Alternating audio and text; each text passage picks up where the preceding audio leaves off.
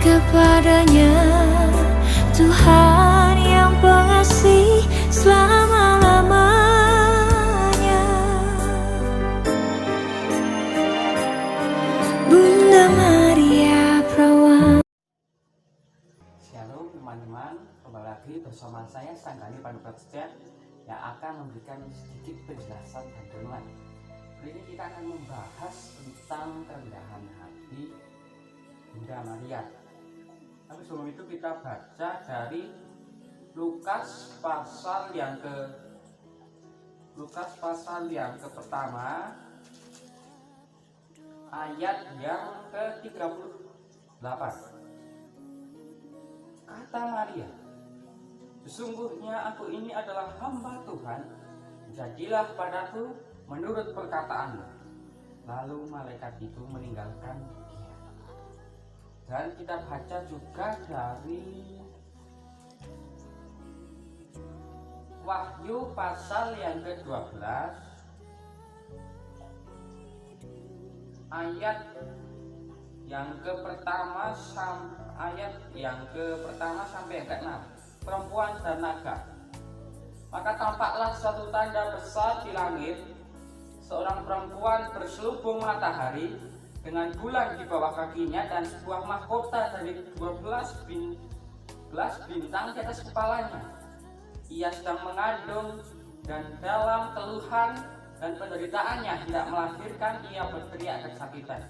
Maka tampaklah suatu tanda yang lain di langit, dan lihatlah seekor naga merah padam yang besar, berkepala 7 dan bertanduk 10, dan di atas kepalanya ada 7 mahkota, dan ekor menyeret sepertiga dari bintang-bintang di langit dan dilemparkannya ke atas bumi. Dan naga itu berdiri di hadapan perempuan yang hendak melahirkan itu untuk menelan anaknya. Segera sesudah perempuan itu melahirkannya, maka ia melahirkan seorang anak laki-laki yang akan mengembalakan semua bangsa dengan gada besi. Tiba-tiba anaknya itu dirampas dan dibawa lari kepada Allah dan tahtanya. Perempuan itu lari ke padang gurun di mana telah disediakan suatu tempat baginya oleh Allah supaya ia dipelihara di situ 1260 hari lamanya. Nah, siapakah perempuan ini? Siapakah bayi atau anak yang sudah dilahirkan ini? Jika kita lihat pada ayat yang keempat, dan naga itu berdiri di hadapan perempuan yang hendak melahirkan itu untuk menelan anaknya. Huruf dari anaknya ini, huruf A itu adalah besar, huruf kapital. Segera sudah perempuan itu melahirkannya, nya juga, n-nya juga huruf kapital. Kita tidak tahu siapa ini. Namun ketika kita membaca dari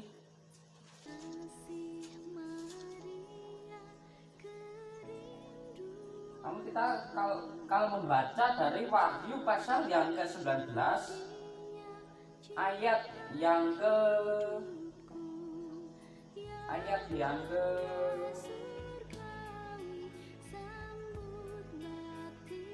13. Wahyu pasal yang ke-19 ayat yang ke-13. Judulnya adalah Firman Allah. Kita tahu bahwa Yesus adalah Firman Allah. Ketika kita baca dari ayat yang ke-13 sampai yang ke-15, dan ia memakai jubah yang telah dicelup dalam darah, dan namanya ialah Firman Allah. Dan semua pasukan di surga menuntut dia. Mereka menunggangi kuda putih dan memakai lenan halus yang putih bersih, dan dari mulutnya keluar sebilah pedang tajam dan akan memukul segala bangsa. Dan ia mengembalakan mereka dengan gada besi, dan ia akan memeras anggur dalam kilangan anggur, yaitu kegeraman murka Allah. Dan ia akan mengembalakan mereka dengan gada besi, dan ia akan memeras anggur dalam kilangan anggur. Ayat yang ke-15 ini sama dengan ayat yang ke-5. Maka ia melahirkan seorang anak laki-laki yang akan menggembalakan semua bangsa dengan gada besi, yang akan menggembalakan semua bangsa dengan gada besi. Ini terdapat dalam Wahyu pasal 12 ayat yang kelima yang berjudul Perempuan dan Naga. Sedangkan yang menggembalakan dengan gada besi itu pun juga ada dalam Wahyu 19 ayat yang ke-15. Oleh sebab itu kita dapat mengetahui bahwa anak yang dilahirkan oleh perempuan itu adalah Yesus sebagai firman yang hidup. Dan perempuan itu ialah ibu Yesus, yaitu ketika kita mendengar nama Maria, tentu sangat luar biasa, karena dia bukan manusia biasa seperti kita, melainkan dia sangat luar biasa, karena tidak ada perempuan yang bisa menyamai Maria dalam hal ketaatan dan kesucian. Dia adalah ibu kita, ibu rohani kita. Karena Yesus sendiri telah mengangkat Maria sebagai ibu murid-muridnya. Jika kita mengikut Yesus, kita juga akan disebut murid-murid Yesus. Oleh sebab itu, Bunda Maria adalah ibu kita. Ketika kita melihat patung ini, Bunda Maria sedang membuka tangannya.